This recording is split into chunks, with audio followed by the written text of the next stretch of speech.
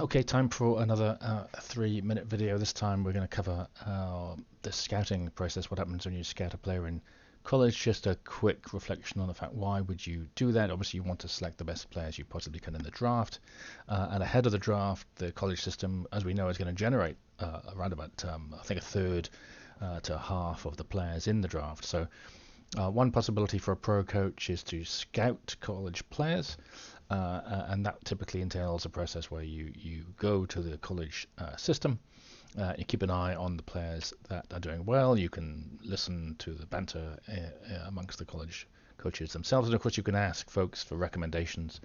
And when you come to scout, then you go into your team management page and you click on this scouting link shown here.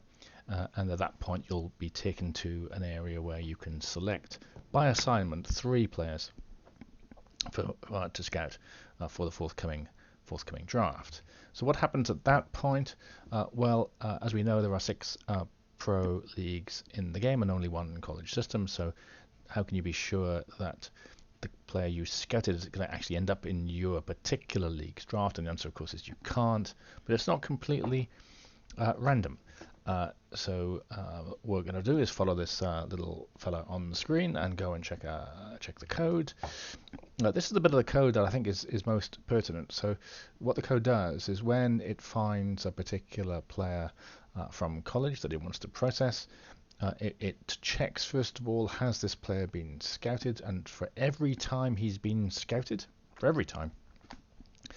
he'll check the league of the team that had scouted him, and if it meets a 66% chance, it will allocate that particular league. So what about the fact of a player who's been scouted multiple times? Well, he keeps going. The important thing is that the last league to be checked is the league of the coach who scouted the player first.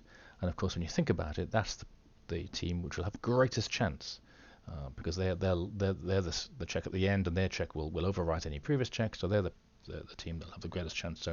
So there is a message in this, which is, while there's no guarantee that if you scout a player he will end up in your particular league's draft, the sooner you scout that particular player, the greater the chances. And if you're the first person to scout a player, there's actually a 66% chance that player will end up in your league, although of course, as it says here, there's no guarantee.